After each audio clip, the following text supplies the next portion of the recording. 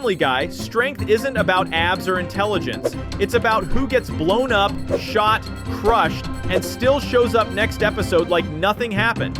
Buckle up, because some of these heroes can barely open a door without panicking. And today, we're ranking the strongest and weakest characters in Quahog based on who actually survives the madness. Before anyone starts typing in all caps, let's clarify what strong actually means in Family Guy. This isn't just about who can throw the hardest punch. We're looking at physical power. Can you survive a giant chicken fight? Emotional control? Can you stay calm when Peter drives a forklift through your living room? And most importantly, plot armor. Because in Quahog, surviving explosions, gunshots, and reality itself counts as a skill. Strength also means who usually walks away on top when chaos breaks out, or at least shows up unharmed in the next episode. Now that the rules are set, let's be clear, we're not starting with winners. We're starting with the characters who fold first and lose without even throwing a punch. From here, we climb slowly until we reach the character who bends the rules of reality itself. The weakest of them all, Mort Goldman. Mort Goldman exists in Quahog as a bundle of nerves disguised as a man. He's anxious and permanently startled, whether it's a robbery, a raised voice, or someone making eye contact for too long. He's about as confident as a limp noodle in soggy water. From his failed dating life to his constant panic attacks, Mort moves through the world already expecting the worst and usually getting it. But here's the strange thing. Mort keeps surviving. He's been threatened, bullied, robbed, and humiliated countless times, yet he's still standing. So the question becomes, if strength in Family Guy is about survival, does Mort secretly qualify? Could his constant fear actually be some sort of genius-level technique, or is it just a hilarious tragedy?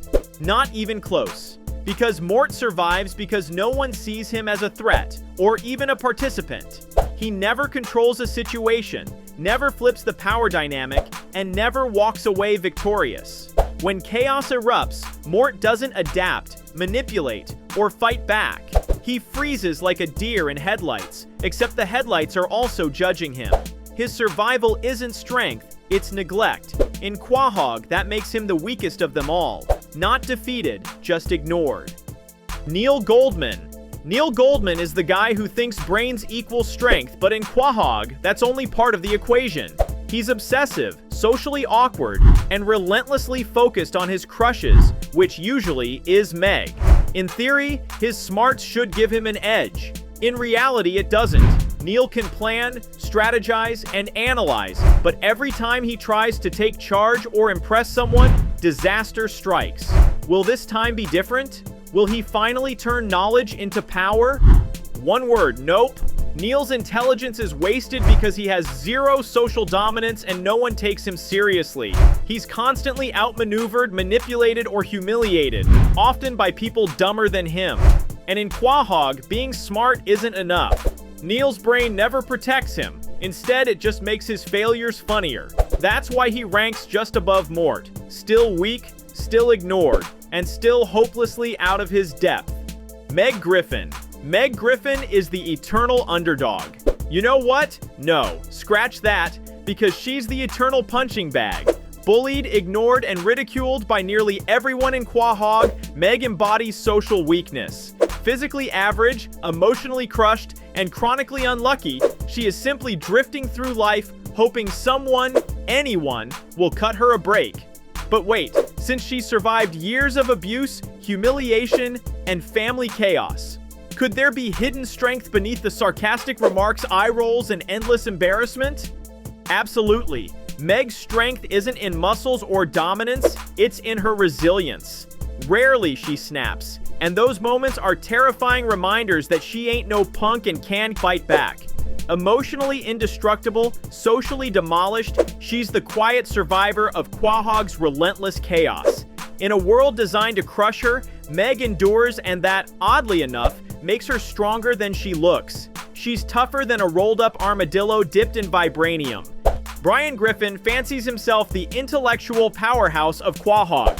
He's cultured, well-spoken, and confident in his moral superiority, the voice of reason in a world of chaos. On paper, that should make him strong, respected, and untouchable. But as always in Quahog, reality has a way of humbling even the smartest characters. Can Brian really turn brains into power, or is his ego about to get slapped down yet again? Turns out, it's the latter.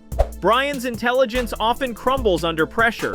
His ego blinds him to obvious threats, and he loses moral battles he eagerly starts.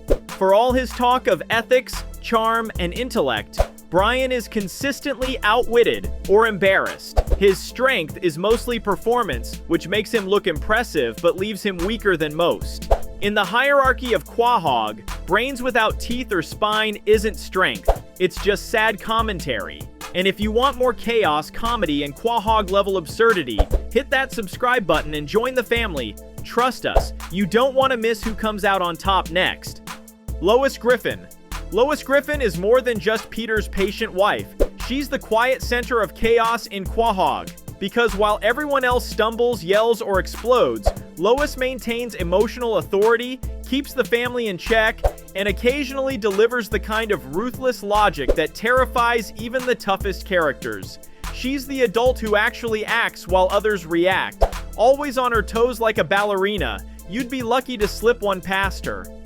But can she really hold the power when Quahog descends into utter madness? Can her calm control compete with outright chaos, immortal cartoon physics, and sheer unpredictability? Absolutely yes. Lois may not survive exploding cars like Peter or manipulate reality like Stewie, but she dominates the room every time she's crossed. A real force to be reckoned with. Her ruthless streak emerges in moments of confrontation. Her emotional authority bends even Peter to her will, and she consistently proves she's often the only adult capable of keeping Quahog from burning entirely. Lois's strength isn't flashy. It's quiet, precise, and terrifying when unleashed, even deadly under the right circumstances. She's not to be underestimated. Peter Griffin is Quahog's walking disaster, a man who punches first, thinks later, and somehow survives everything. Cars, explosions, even fights with giant chickens, yet nothing sticks. Cartoon physics bend around him, plot armor shields him, and sheer dumb luck keeps him upright. He's a fumbling, unkillable anomaly, but can chaos alone qualify as strength? Is surviving every near-death experience enough to earn a place among the strongest? Or is Peter just lucky and a little terrifying? Turns out, chaos is Peter's superpower. Injuries that would kill anyone else are barely a speed bump. He wins conflicts accidentally more than intentionally, and his unpredictability keeps everyone, including the audience, on edge. Peter doesn't calculate, manipulate, or strategize. He just exists. And in Quahog, sometimes existing as a hurricane of nonsense is the ultimate strength. Peter Griffin is simply immortal, unstoppable, and gloriously reckless. Ernie the Giant Chicken. Ernie the Giant Chicken is Quahog's living embodiment of "don't mess with me." Introduced as a random rival for Peter, Ernie exists to deliver pure, unadulterated chaos. Every encounter with Peter escalates into a city-shattering brawl, complete with flying cars, collapsing buildings, and a soundtrack of destruction.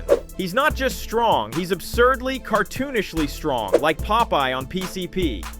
But is brute force alone enough to rank as true strength? Can a character who has no strategy, no intelligence, and only fights on impulse really claim the top spot? Or is he just a one-trick wrecking ball? Ernie's strength is undeniable. He has superhuman endurance and a seemingly endless capacity for near-death battles, like a stepped-on roach that refuses to die. He keeps coming back no matter how catastrophic the fight gets, and Peter often barely survives. But his limitation is just as clear. He has zero strategy, no manipulation skills, and no goals beyond fighting. Ernie's power is raw and spectacular, but in a world where brains, plot armor, and cunning matter, he's the ultimate physical threat with a very narrow skill set. Simply put, he's terrifying to watch, but lacking the versatility to dominate beyond a brawl. Stewie Griffin. And finally, we have Stewie Griffin. He is not just a baby with a British accent, he's also Quahog's ultimate predator.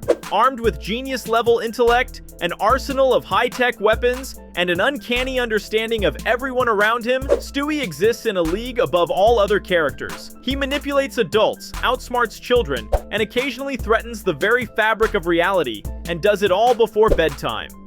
But is only intelligence enough to claim the title of strongest? Can a character who often restrains himself, who chooses when to unleash chaos, really be considered dominant, or is Stewie's strength hidden behind the mask of selective mischief? It's hidden, but lethal. Stewie's genius allows him to manipulate events, time travel, and create catastrophic inventions that could obliterate Quahog. Yet he often exercises restraint, using his power strategically rather than recklessly. Emotional intelligence makes him a master of influence because he knows exactly when to push, when to retreat, and how to bend everyone around him to his will. An OG master manipulator of minds, often underestimated but never duplicated. Stewie's strength isn't in his fists or endurance, it's in the control, calculation, and selective chaos. And in Quahog's twisted ecosystem, Stewie reigns supreme as the apex predator who can destroy worlds but prefers to play with them first. And so we realize that strength isn't fists, it's control. In the end, strength in Family Guy isn't just muscles or smarts, it's survival, influence, and the ability to thrive in utter nonsense. But what do you think? Who impressed you most? And who do you think is secretly stronger than we gave them credit for? Drop your thoughts in the comments and let's see who the ultimate Quahog powerhouse really is.